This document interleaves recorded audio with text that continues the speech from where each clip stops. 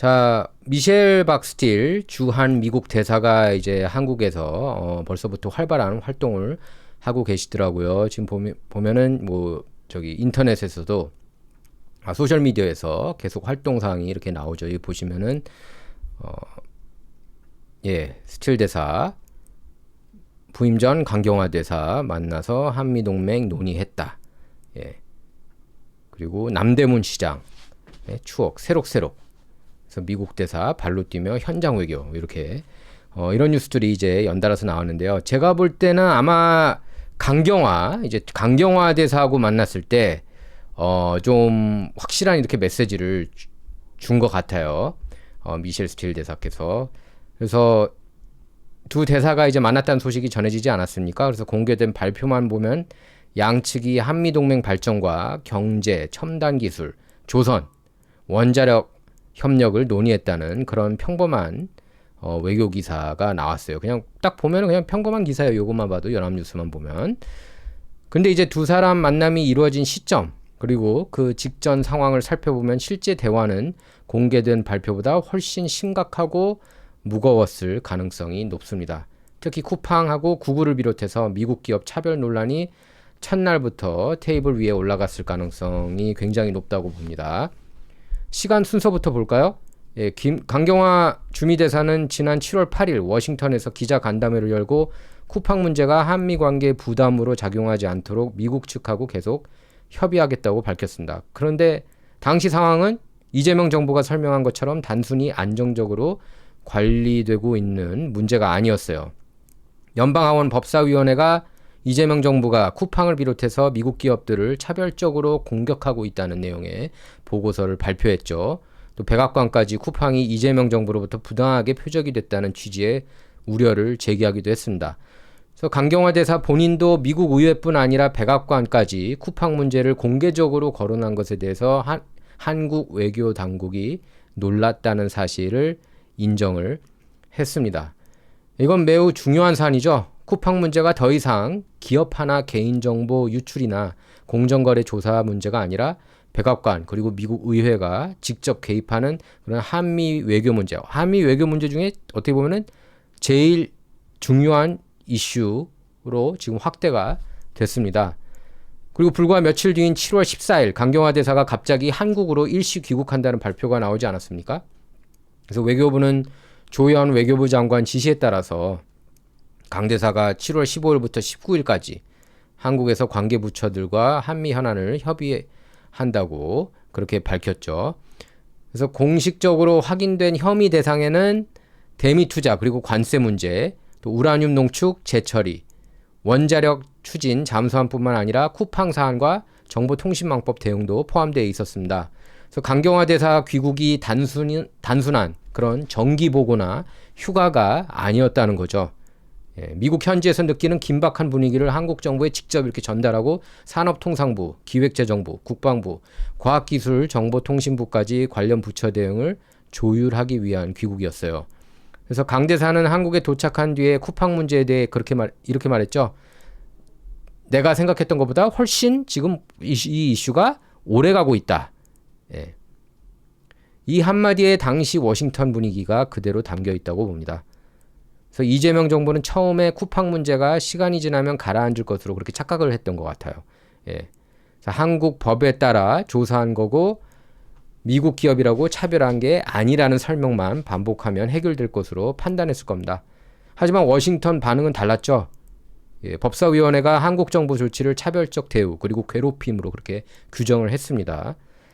그래서 의회 의원 54명이 강경화 대사한테 서한을 보내서 쿠팡뿐만 아니라 구글, 애플, 메타까지 미국 기술 기업을 겨냥한 차별적 규제를 중단하라고 요구했죠. 그래서 하원 공화당은 이재명 정부가 자국 기업과 중국 기업에는 유리한 환경을 제공하면서 미국 기업한테는 과도한 규제, 처벌을 가하고 있다고 정확하게 지적하고 경고한 거죠. 그래서 이재명 정부는 사실이 아니라고 반박하지만 외교에서 중요한 건 외국 정부가 스스로 어떻게 평가하느냐 그게 아니죠. 트럼프 행정부하고 미국 의회가 이 사안을 어떻게 받아들이고 있느냐 그게 중요한 거죠. 그래서 강경화 대사가 긴급하게 한국을 찾은 것도 미국 분위기가 예상보다 심각하다는 사실을 이재명 정부에 직접 전달하기 위해서였다고 보는 게 합리적인 거죠. 그리고 강 대사는 19일까지 이재명 정부 관계자들하고 협의한 뒤에 워싱턴으로 돌아갔습니다. 근데 그로부터 불과 이틀 뒤인 7월 21일 한국 부임을 당시에 준비하던 미셸 스틸 대사를 만났죠. 그래서 그 시간표를 보세요. 강 대사는 미국 정부하고 의회에 강한 압박을 직접 경험했던 터였습니다. 그 문제를 들고 한국으로 들어가서 관계부처들과 긴급 협의를 했어요. 그리고 다시 미국으로 돌아오자마자 트럼프 대통령 뜻을 한국에 전달한 미셸 스틸 대사하고 마주 앉은 겁니다. 그런데 두 사람이 쿠팡하고 구글 문제를 전혀 논의하지 않고 한미동맹 아름다운 미래 이런 것만 얘기했을까요? 절대 그렇게 볼 수가 없죠.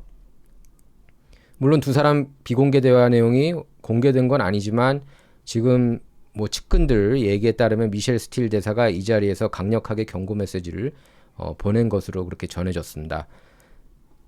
그래서 그 당시 정황을 볼 때도 쿠팡 그리고 미국의 기술기업 차별 문제가 주요 의제로 다뤄졌을 거라는 거는 그 누구도 다 예상하기가 쉽죠. 예. 이제 기자들이 미셸 스틸 대사한테 한국 부임 전 쿠팡하고 구글 관계자들을 만났는지 질문했지만 스틸 대사는 구체적인 대답을 안 했죠. 예. 그래서 답변을 피했다는 사실 자체가 만남을 입증하는 건 아니지만 그런데 이 문제가 얼마나 민감한 현안으로 다뤄지고 있는지는 보여주고 있습니다. 이 이슈는 X 소셜 미디어를 봐도 굉장히 미국의 정치인들이 중요하게 다루고 있는 이슈라는 것을 알 수가 있습니다. 공화당뿐만 아니라 민주당에서도요.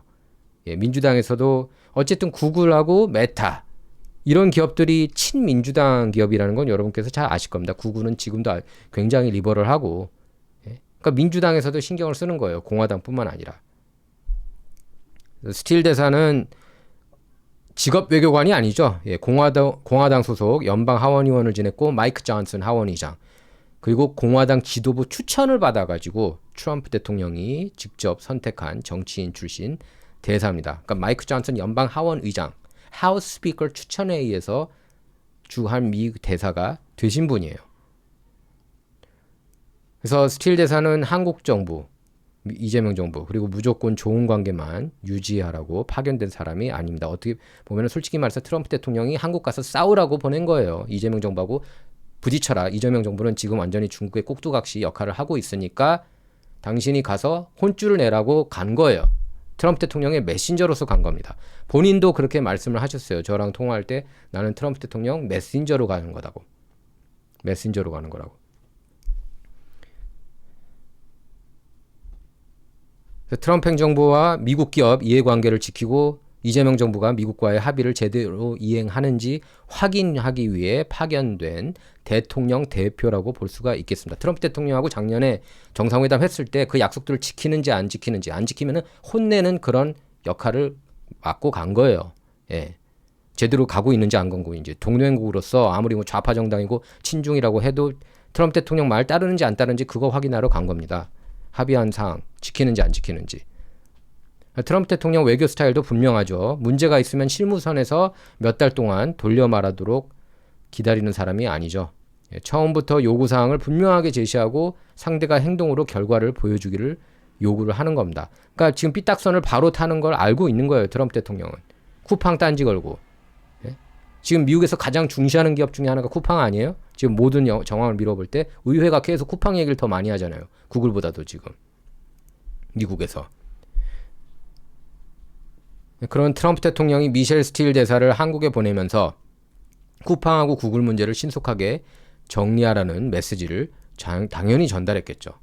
그리고 스틸 대사는 제가 볼 때는 제가 추론할 때는 트럼프 대통령이 첫날부터 그냥 세게 가라. 그래서 스틸 대사가 강경화 만나서 바로 강한 메시지를 저는 전달했다고 봅니다. 이대로 계속 친중 반미 이런 행보, 쿠팡 차별하고 구글 차별하고 스타벅스 차별하고 이런 행보 계속하면은 정말 재미없다. 그런 메시지를 저는 줬다고 봐요. 첫날부터. 예. 제가 보기에는 오히려 아무런 지시가 없었다고 보는 게 더 부자연스럽죠. 그래서 스틸 대사는 강경화한테 이런 취지 메시지를 전달했을 거고요. 예, 쿠팡 문제는 더 이상 한국 국내 단순한 규제 사안이 아닙니다. 쿠팡은 엄연히 미국 사업, 미국 기업이에요. 한국에서 뭐 95%, 99% 수익을 다 올린다고 하더라도 미국 기업입니다. 미국에 등록된 기업이에요. 본사가 미국에 있고. 어차피 삼성도 미국에서 뽑아가는 돈이 더 많잖아요, 한국보단. 그거랑 비슷하다고 보시면 되겠습니다. 예. 그래서 지금 미국 의회, 백악관이 심각하게 보고 있어요, 이 문제를. 지금 뭐 소셜미디어 상에도 굉장히 이제 쿠팡 유명 기업 됐습니다. 예. 미국 정치인들, 그리고 미국의 그런 그 정치에 관심 있는 그런 시청자들이 다 맨날 자주 접하면서 아, 쿠팡이라는 회사가 있구나, 그것도 알게 되고. 여기 미국에 있는 사람들도 쿠팡 잘 모르거든요, 사실. 그전에는 미국보다는 한국에서 더 사업이 훨씬 크니까. 그래서 구글하고 다른 미국 기술 기업에 대한 차별 논란, 이거 방치해서는 안 되는 거예요. 예. 그래서 이재명 정부가 미국 기업 상대로 불공정한 규제, 과도한 처벌 이렇게 계속 한다면은 한미 간 통상, 투자, 안보 협력까지 다 악영향 받겠죠. 예. 한번 해봐라 이렇게 나오는 것 같은데, 그럼 트럼프 대통령 스타일상 본때를 보여주겠죠. 뭐 이란도 맨날, 그러니까 한국에서 맨날 그러잖아요. 타코다. 이번에도 지금 보니까 이란전 타코다. 아니 이란전에 그 수십 명 엄청나게 많은 사람을 죽였는데, 리더들을 그 대가리부터 죽인 거 아니에요, 트럼프 대통령이. 그런데도 타코 타령할 겁니까?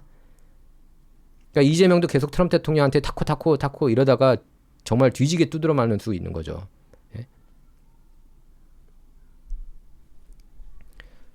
그래서 한국의 그러니까 이재명 정부가 제가 볼 때는 확실한 해결책을 제시하지 못하면 아작이 저는 날 수 있다고 봅니다. 예. 그래서 특히 미셸 스틸 대사가 서울에서 지금 마주한 그런 현안은 쿠팡 하나가 아니고 여러 가지죠. 예, 미국 기업 차별 논란, 뭐 정보통신망법, 플랫폼 규제, 원자력 추진 잠수함, 우라늄 농축 재처리 권한, 대미 투자, 미국 군함, 한국 건조 문제까지 다 연결돼 있습니다. 트럼프 정부는 경제하고 안보를 이렇게 같이 엮어서 보고 있지 않습니까? 그래서 관세 카드 잘 꺼내는 거고. 동맹국이라면 미국 안보에 기여해야 하고, 동시에 미국 기업 그리고 노동자한테 공정한 시장을 제공해야 된다는 게 트럼프 대통령의 기본 원칙이고, 그건 누가 봐도, 다른 국가가 봐도, 한국 입장에서 봐도, 중국 입장에서 봐도, 일본 입장에서 보든, 독일, 프랑스 입장에서 보든 맞는 얘기 아닙니까? 공정한 무역을 하자, 이거 아니에요, 트럼프 대통령. 그렇기 때문에 트럼프 대통령이 트럼프 피노메나, 예? 트럼프 현상, 트럼프 인기 돌풍 현상, 어떻게 이렇게 인기 많은 정치인이 나올 수 있나? 언론은 맨날 때리면서, 트럼프 대통령이 얘기했잖아요. 똑같이, 야 너네들이 맨날 나 때려도 나는 왜 이렇게 인기가 많냐? 맞아요. 트럼프 대통령 같이 인기 많은 사람 저는 못 봤어요, 정치인 중에서. 거의 연예인급. 미국에 사시는 분들은 압니다. 물론 뭐 최근 들어서 여러 가지 좀 다른 이슈들, 그러니까 저기 당내 이슈 때문에 이제 당내에서도 비판받고 뭐 그런 것도 있긴 했지만, 어쨌든 이런 트럼프 페노메나라고 그러잖아요. 트럼프 페노메나, 트럼프 현상, 바로 이런 이슈들 때문이죠. 트럼프 대통령이 이렇게 미국이 당하고만 그냥 멍청하게 사는 그런 국가로만 만들 수는 없다. 그것 때문에 트럼프 대통령을 지지하는 거 아니에요, 많은 사람이? 그래서 한국이 미국 안보 지원은 당연하게 받으면서 미국 기업한테는 차별적인 규제를 적용한다고 트럼프 대통령이 판단하면, 문제는 이제 뭐 관세 통상화법으로 더 확대가 되겠죠. 그래서 강경화가 한국으로 급하게 들어가서 관계 부처들을 만난 이유도 바로 그런 위험을 감지했기 때문이라고 볼 수가 있겠습니다. 그래서 그런 상황에서 이제 스틸 대사까지 간 거고, 표면적으로는 뭡니까? 이제 뭐 광화문, 그쵸? 여기 보면은 이렇게, 예, 여기 오랜만에 이렇게 좀, 네, 오랜만에 다시 찾은 남대문 시장에서 옛 추억이 새록새록 떠올랐습니다. 많은 것이 변했지만 따뜻한 정과 활기, 정겨운 풍경은 기억 속 모습 그대로였습니다. 익숙하면서도 새롭게 다가오는 서울을 다시 알아가는 시간이 참 설렙니다. 그러면서 이렇게 저기 뭡니까? 이게 그 X 계정도 여셨더라고요. X 계정도 열고 이렇게, 예, 세종대왕 동상 앞에서도 이렇게 사진 찍고, 그 다음에 스타벅스 갔잖아요, 광화문에서. 그것도 다 메시지 보낸 거예요. 이게 그냥 그 공인이 어디 갈 때는 이게 다 메시지가 다 담겨 있다고 보시면 되겠습니다. 그 메시지를 계산 안 하고 가는 사람은 없어요. 스타벅스 건들지 말라는 거고. 이제 션 스틸 변호사하고 같이 사진 찍은 모습이고요. 네, 뭐 이렇게 두 분이 항상 이렇게 같이 잘 보내요. 레이커스 LA 있었을 때도 레이커스 경기 보러 가고 다저스 경기 보러 가고 저도 이제 그때 한 2년 전이었나? 몇 년 전에 하여튼 저기 다저스 구장 갑자기 연락이 와가지고 다저스 구장 가자고 원 기자.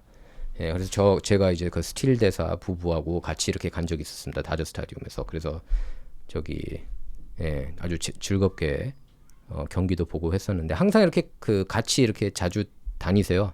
두 분이. 근데 어쨌든 표면적으로는 광화문 그리고 뭐 남대문 시장 방문해 가지고 이렇게 친근한 현장 외교를 펼치고 있었죠. 그래서 그 호떡 상인하고 환하게 웃으면서 이렇게 저기 그 영상도 있더라고요. 여기 보니까 예 여기 있습니다. 저 한번 이게 이제 저기 채널 A인데 예 좀 잠깐만.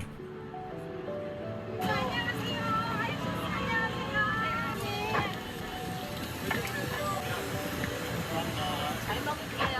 감사합니다. 여기까지요. 취한분 여기까지 오셨대요. 어떻게 할머니예요? 다들 솔직히 짠나시는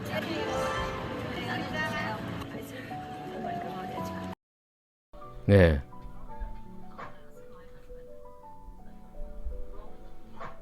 보니까 이렇게 영상도 나왔더라고요. 보니까. 그래서 뭐 이렇게 한국 국민하고 이렇게 그 환하게 웃으면서 즐거운 시간 보내는 모습을 보여줬는데요. 예, 하지만 이런 따뜻한 모습만 보고 스틸 대사 임무까지 부드러울 것이라고 생각하면 그건 큰 오산입니다.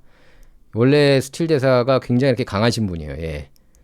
그래서 스틸 대사, 그러니까 미국 여기 특히 캘리포니아에서 그것도 캘리포니아 경합지에서 투쟁하면서 생존하셨어요. 이분이 이 시퍼런주 아닙니까? 완전히 급진 좌파주. 여기서 공화당 보수 그리고 보수 중에 보수로 생존을 계속 하셨습니다. 항상 경합 지역에서 치열하게 싸워서 승리를 하셨어요. 그래서 선거의 여왕이라는 별명도 있었는데 부정선거로 지난번에 낙선을 하셨죠.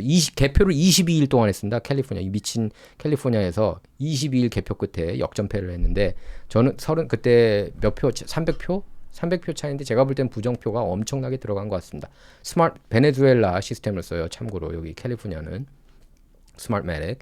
근데 어쨌든 스틸 대사는 한국에서 태어난 실향민 딸 출신이지만 동시에 트럼프 대통령이 임명한 미국 대사입니다. 그래서 스틸 대사 최우선 임무는 이재명 정부 입장을 한국 정부 입장을 대변하는 게 아니라 미국 국익 그리고 트럼프 대통령 정책을 관철하는 거죠. 그래서 좌파 단체들이 스틸 대사 그 부임 첫날 막 난리치고 그러지 않았습니까? 인천공항에서 기습 반대 시위 벌였는데 그래도 다행히 우파 진영이 훨씬 더 많았어요. 환영 인파가 훨씬 더 많았습니다.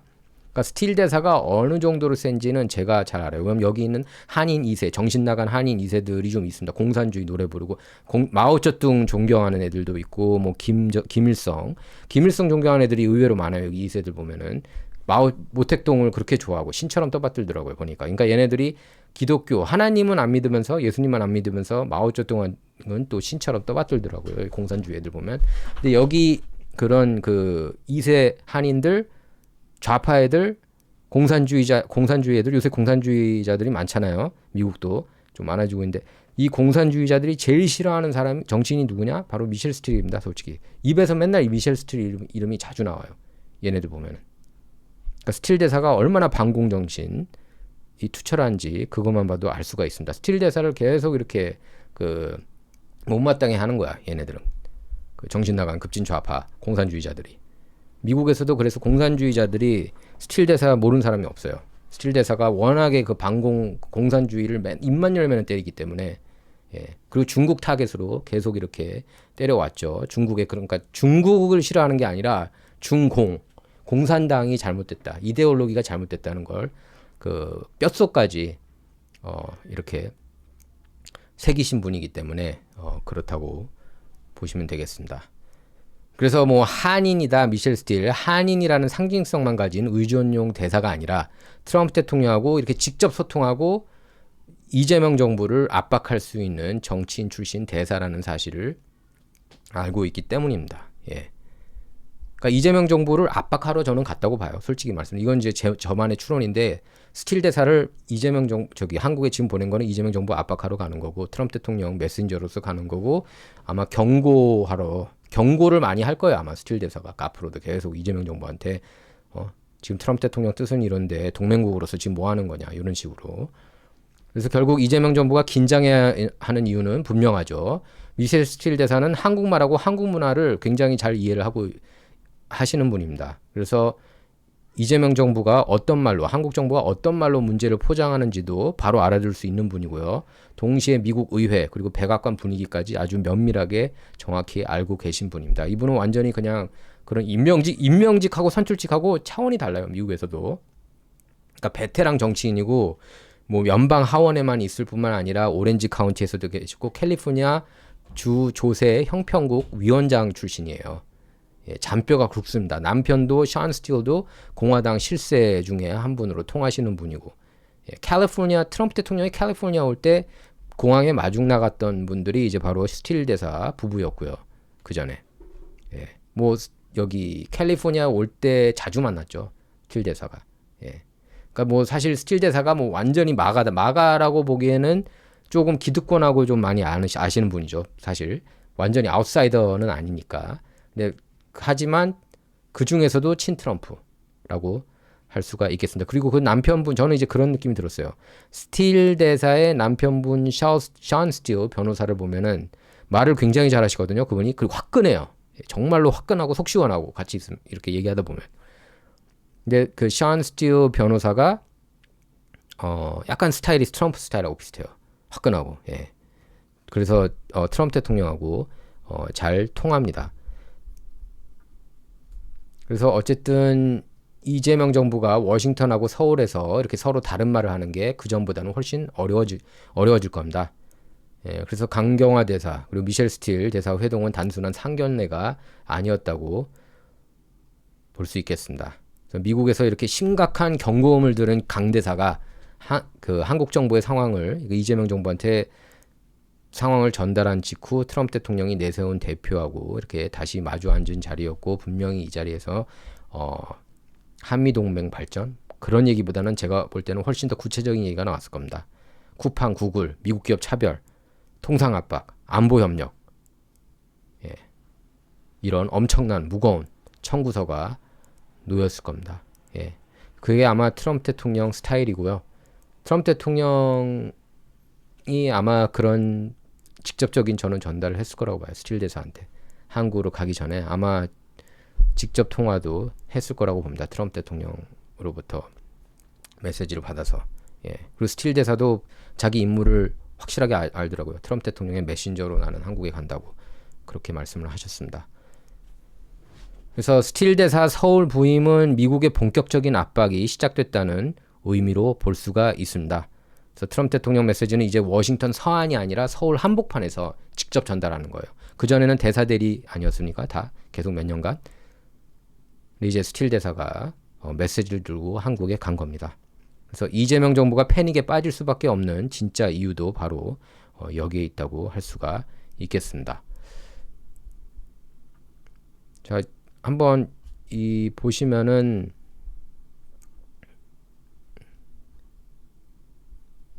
이게 굉장히 좀 인상적이었어요. 사진 볼 때. 여러분과 세종대왕 동상을 지나며 한국의 뛰어난 혁신과 리더십 유산을 다시금 떠올렸습니다. 여러분과 만들어갈 여정이 기대됩니다. 함께 해주세요. 이렇게 쓰셨고요.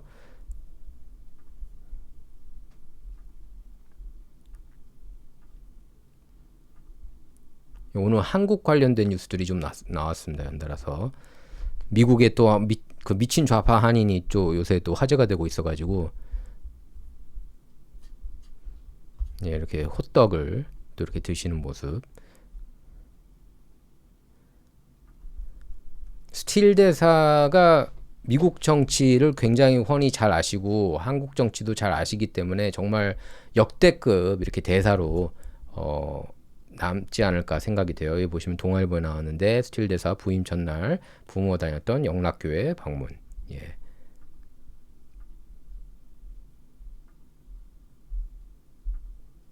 그래서 제가 알고 있기로는 아마 션 스틸, 그 남편 션 스틸 변호사는 왔다 갔다를 좀 해야 된대요. 저기 미국에서 이제 변호사로 지금 액티브하게 활동하고 계십니다. 그리고 정치적으로도 여기 공화당 쪽에 활발하게, 굉장히 활발하게 움직이시는 분이기 때문에